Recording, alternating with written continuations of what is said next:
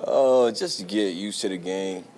Obviously, everybody's like, he's playing the preseason game coming off Achilles, but at the same time, I want to get in the groove before the first regular season game. If there's anything that I need to work on, I want to go at least try it out and see, what I need to work on. So when Monday night comes around, I'll be ready to go. Emmanuel, does your mind still work on the injury, or are you past that? I'm past it. I'm past it right now. It's just creating longevity in terms of running on it and getting it used to, you know, 30, 40 plays. So that's what we're working on right now. Obviously, it gets a little sore, but it's not to the point where it's unbearable. I've dealt with a lot of pain in this league, and this is very minute. So, I'm very happy at the progress that we've made and the progress that we're gonna make because we still got 3 weeks until our first game. How is the connection between you and Joe developing on the field? It's coming. It's coming. Yesterday he threw some dimes. He's been throwing dimes. Today he threw me a couple dimes, and Drew threw me a dime as well. So the chemistry is coming. Everything is looking good. It's all about going out and just trying to master this offense, and so that when Monday night comes around, we're putting up points and we're linking up on deep passes and trying to create explosive plays because that's what it's about. It's not about the dink and dunk. It's about those explosion chunk plays, and so that's what I know that I have to bring to the table. Coach Fangio said he predicted you would be back and be healthy. What did his confidence in you mean, and have you surpassed even your... It meant a lot. It meant a lot. I was very active in posting how I was doing on social media, and it was crazy because Coach Fangio would shoot me texts saying he saw my videos and that I'm almost there, and sending me words of encouragement all throughout that whole process. And I never had a head coach to text me that much in terms of, excited about getting me back and telling me that, that I'm almost there and keep pushing that.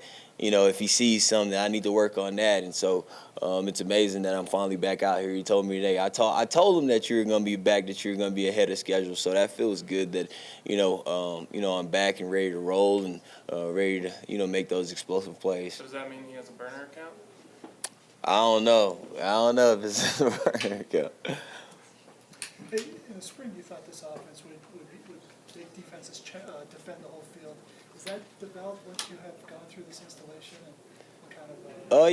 Yeah. I think this offense, I really, in the spring, obviously they were running the plays, but I wasn't too involved. But once you place yourself in the system, you start to see how the system can break down defenses, and this offense can definitely break down defenses. I think Deshaun Hamilton and Cortland and Tim Patrick, I think that if we all work together, we can really make this offense go. And I'm talking explosion plays. I'm talking making guys look bad in terms of choice routes and all type of different ways to break down a defense if they how they want to play us. And so I'm excited about it. I'm excited about just keep working and getting better and growing chemistry with Joe and see where the chips line up on Monday night. Emmanuel, you just mentioned a bunch of your fellow wide receivers. How does the wide receiver camp battle this year compared to the one last year among the guys on the fringe? It's the same. It's always the same every year. Obviously, it's guys that's battling.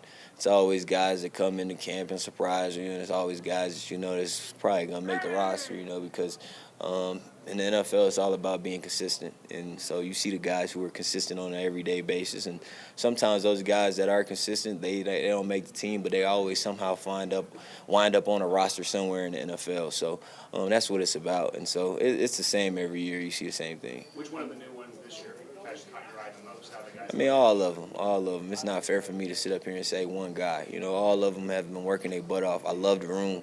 You guys can sit it off in our wide receiver room. It's a lot of jokes. It's a lot of laughter. But at the same time, it's a lot of work going on, and all those guys are good guys, and they want to be here, and they're working their butt off, and they're all pros, even when they're young.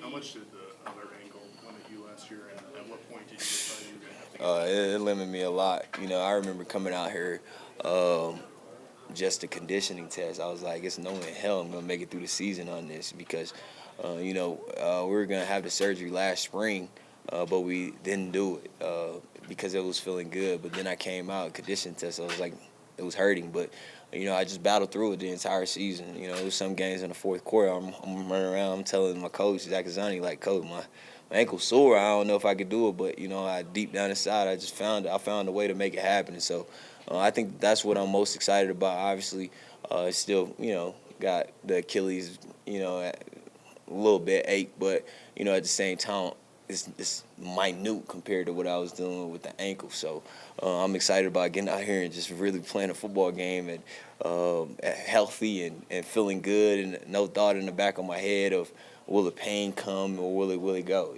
So I'm excited about that whole process. I feel like all the doctors, they done repaired me back to myself, so it feels good. How difficult was the rehab when you have both ankles? You can't move. Yeah. You can't stand on one foot or the other. Yeah, it was definitely crazy. I remember going out in the Denver community, and when I had my ankle surgery, I was in the boot, and I went to the mall. And I went to a couple of places, and people were walking up to me, and they were like, "How's the Achilles doing?" And they're pointing at my boot. I'm like, "It's good, but it's not my Achilles. It's actually my ankle." But I kind of kept that under wraps because I didn't want you guys writing stories of, "Hey, there's no way he can battle through 2 surgeries." So I said, you know what, I'm just gonna keep it under wraps and let you guys know once I get myself back healthy and feeling good. How confident are you that for Monday night, week 1, there will be a snap count limitation on you? I don't think so. I mean, based off how I'm practicing right now, how I'm feeling, I don't think so. I think I'll be ready to go. Emmanuel, Vic seems to have ended the rookie haircut. Yeah. Can you give us your reaction to that? Oh, I'm upset about that. He knows it. He knows it. He said, yeah, no touching the rookies. And it was one rookie. I was going to tell him good job. I was like, I can't touch you. But good job, man. Good job. But yeah, that was fun. But at the same time, I respect Vic, man. I love that guy, man. Just how he comes into meetings and break down situational football and how much he cares about his players and how he goes about coaching and everything. It's awesome to see. And so if that's how he wants it to go, that's how it is. But at the end of the day, it's not about that. It's about wins. And so that's what we're trying to do around here. A few more for Emmanuel. How long have you had your helmet? My How helmet? many years have you worn your helmet? I'm not getting on that topic, man. You never threatened to retire? I'm not getting on that topic, man.